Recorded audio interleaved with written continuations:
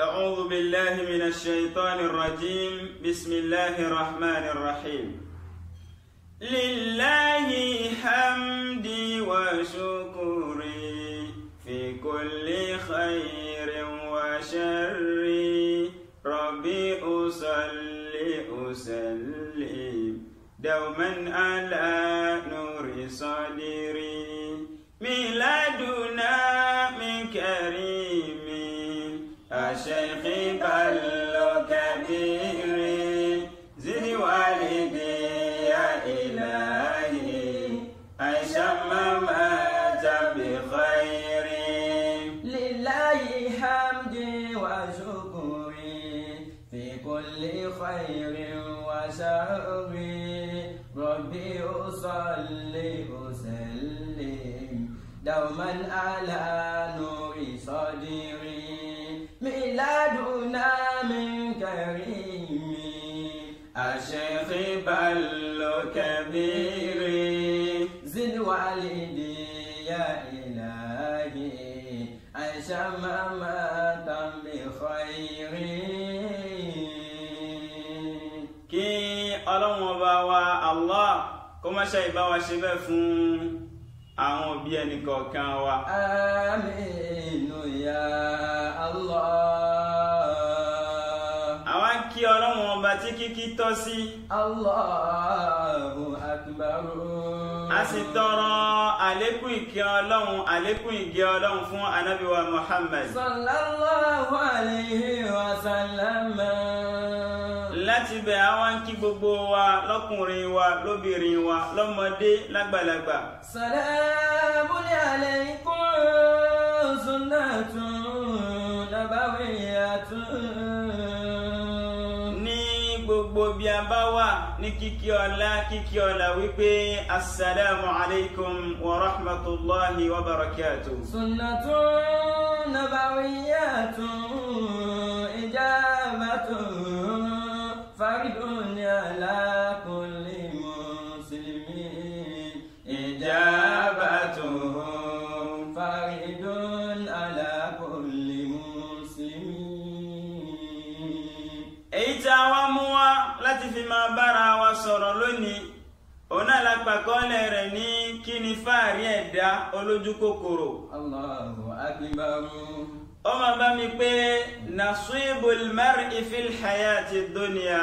Nasibul mar'i fil hayati dunya. èyí ò ní pé gbogbo ẹ̀dá ọlọ́run ọba pátá yányán gbogbo àwa èèyàn náà la ní ìpín wa nínú ayé. Nasibul mar'i fil hayati dunya. bí mo ti wà yìí mo nípìn mi, bí wọn náà ti wà òun náà onípìn rẹ̀, ẹni kálukú ló ní tiẹ̀ láyé. Fil hayati dunya. Nasibul mar'i fil hayati dunya. iye tí n bá rí fẹ́ láya ìpín mi ni, iye tí n bá bí lọ́mọ, iye tí n bá kọ́ nílé, iye tí n bá ní nílẹ̀ ìpín mi ni. Nasibul mar'i fil hayati dunya. bí màmí bá ti mọ ìpín mi ni nílẹ̀ ayé. Fil hayati dunya. bálàáfíà mi bá ti mọ ìpín mi ni. Nasibul mar'i fil hayati dunya. ẹ wá rí ọwọ́ wa yìí wá sí lòun náà ń ṣe fún wa. tá a bá wo dáadáa á rí i pé àwọn kan náà wọn ò rí bákan náà. Nasibul mar'i fil hayati dunya. bẹ́ẹ̀ náà ni gbogbo wa a lè ṣe dédé ara wa, a máa jura wa lọ yìí náà ni. Fil hayati dunya. Nasibul mar'i fil hayati dunya. ló fi jẹ́ pé nǹkan tí ọlọ́wọ́n bá pín kàn wá ká gbà tìfẹ́ tayọ ọkàn. Nasibul mar'i fil hayati dunya. ó ṣe wá jẹ́ pé àwọn tó bá jù wọ́ lọ nìkan ló máa ń rí, àwọn tó jù lọ ò yí rí wọn. Fil hayati dunya. Nasibul mar'i fil hayati dunya. lójú nítorí pé ẹni tó ń wo òun náà tó rò ń pé òun ní fi ń ya olóríire jù kò rí bẹ́ẹ̀ tó bá wo dáadáa ó rí pé òun gan òjókòó kò káwọ́ gbéra ìtún sáré káyìí náà ní báwo ni ó ti máa lékún. fil hayati dunya. tí ìwọ náà bá wá ní tó rò ń pé ó ti pọ̀ lójú rẹ má fi ṣe fáàrí sẹ́nìkan nítorí pé ẹnìkan máa wà tó ní ju ọlọ yìí náà ni. fil hayati dunya nasibul mari fil hayati dunya. ìhun tó bá sì wá ní náà tó bá jẹ́ ń pé ó kéré lójú rẹ ni má banújẹ́ lórí rẹ má dára rẹ láàmú rárá. fil hayati dunya. nítorí pé bó ti rò pé ó kéré tóun náà yóò máa padà ju ẹtẹ nìkan lọ. fil hayati dunya nasibul mari fil hayati dunya. tá a bá wo dáadáa á rí i pé àṣẹ nìkan ò jó lọ́wọ́ nù wa nítorí pé kò sẹ́ni tí nǹkan tó ní ti tó láyé yìí kò sí. nasibul mari fil hayati dunya.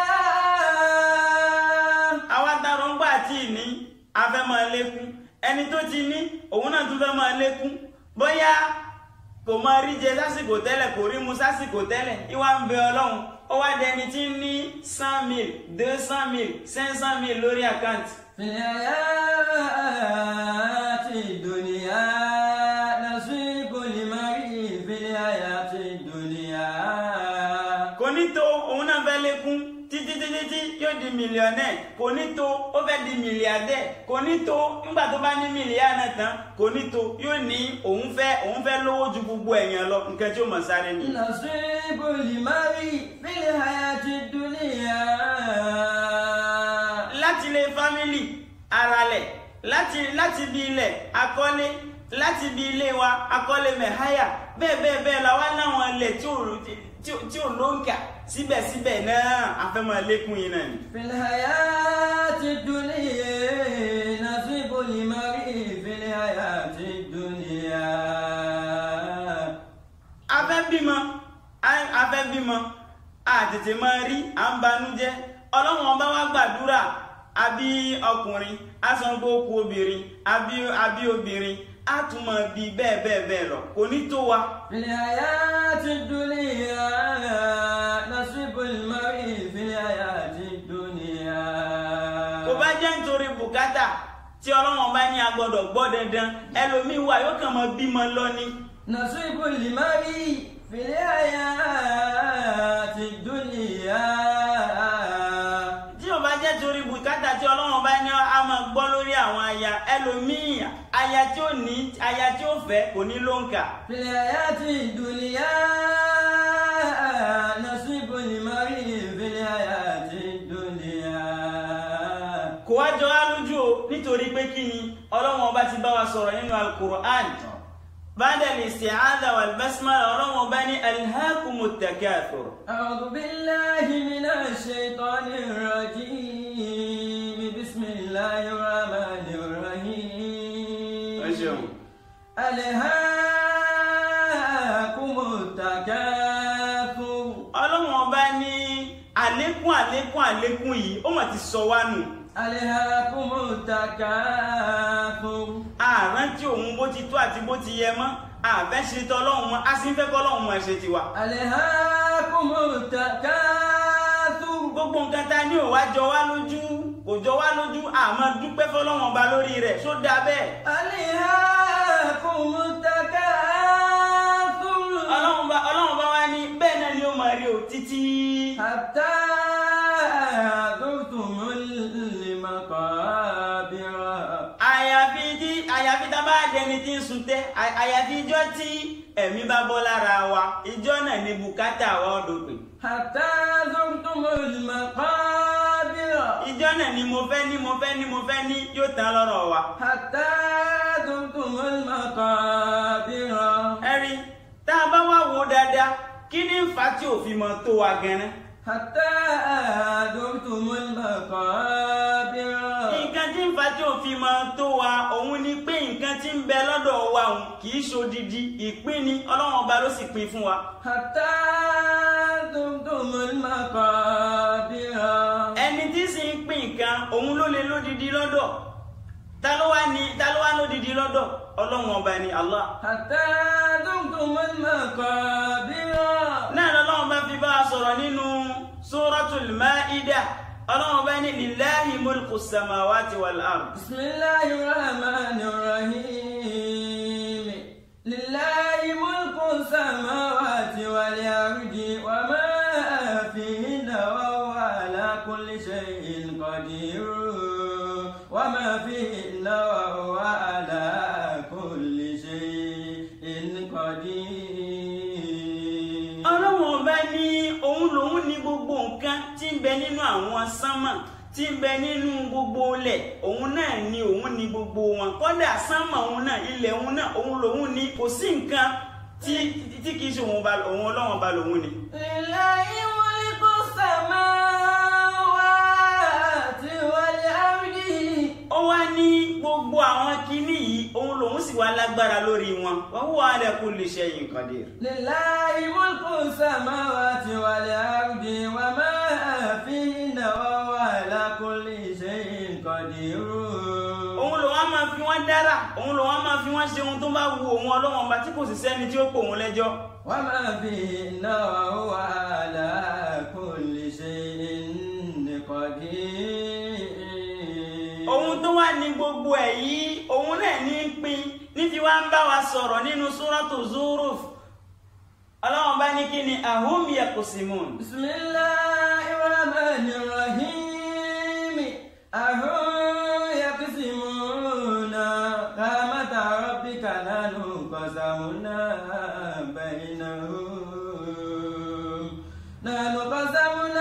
bainahum ma'ishatahum fil hayatid dunya wa rafa'na ba'dahum fawqa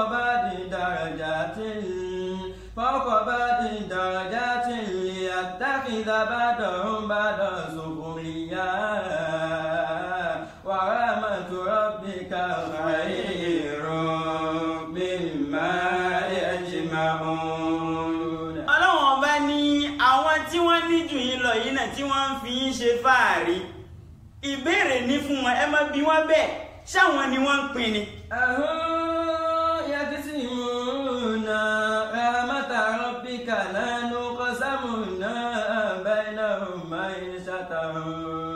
ẹ rí i pé àwọn kan ni wọ́n ń pín ìkẹ́ èmi ọlọ́run ọba ìdẹ̀rẹ̀ èmi ọlọ́run ọba èmi ni mò ń pín láàrin ẹ̀yin ẹ̀dá èmi ọlọ́run. ahum yaqsimuna rahmata rabbika nahnu qasamna bainahum ma'ishatahum. fil hayati dunya wa rafa'na ba'dahum fawqa ba'din darajat. àwọn là ń pín láàrin wọn láyé a sì wá pín dídí wọn mọ̀ jura wọn lọ yìí náà ni liyattakhidha ba'dahum ba'dan sukhriya. nítorí ká lè wúlò fúnra wọn ni gbogbo wa lè ní gbogbo wa bá ní ayé òní lójútùú nǹkan tẹ́mi bá ní ìwọ lè má ní nǹkan tí wọ́n bá ní èmi lè má ní láti máa wúlò fúnra wa. liyattakhidha ba'dahum ba'dan sukhriya. náà ló fà á tó o bá ní jù yàn lọ má fi ṣe fáàrí tí wọn náà bá ní tó yàn gbà pé ọlọ́wọ́n ọba ló tó bẹ́ẹ̀ ṣe pẹ̀lẹ́pẹ̀lẹ́ lábẹ́ rẹ̀ kọ́wọ́ tiẹ̀ náà lè tẹ ohun tó ń wa. wa rahmatu rabbika khayrun mimma yajma'un. ọlọ́run bá wá ní ká sọ fún wọn wípé yẹ̀yẹ́ wọn lórí gbogbo ohun tí wọ́n ní nítorí pé kò tó nǹkan kan nínú ohun tí ń bẹ lọ́dọ̀ wọn ọlọ́run ọba. rahmatu rabbika khayrun mimma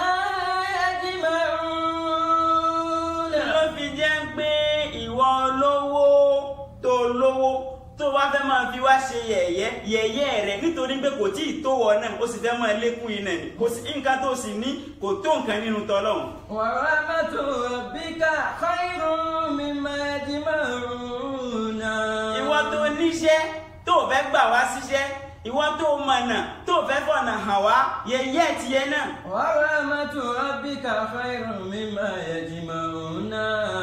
ìwọ tó nímọ̀ tó fẹ́ fi ṣe wá láǹfààní tó fẹ́ kọ́ wa yẹyẹ tiẹ̀ náà. wa rahmatu rabbika khayrun mimma yajma'un. la ilaha illallah muhammadu rasulullah. wa rahmatu rabbika khayrun mimma yajma'un.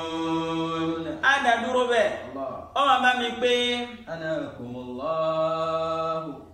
ẹ jẹ́ á fi gbogbo gbàdúpẹ́ f'Olúwa. dúpẹ́ f'Olúwa. ẹni ṣàkọsí wa ká mọ̀ wọ́n lójú. ká mọ̀ wọ́n lójú. bọ́rọ̀ wa bá ń dùn ọpẹ́ lónídìí.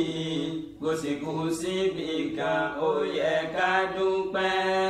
ẹ jẹ́ á fi gbogbo gbàdúpẹ́ f'Olúwa. ẹni ṣàkọsí wa ká mọ̀ wọ́n lójú. bọ́rọ̀ wa bá ń dùn ọpẹ́ lónídìí. kò síbi kan ó yẹ ká dúpẹ́. وهذا والسلام عليكم ورحمة الله وبركاته.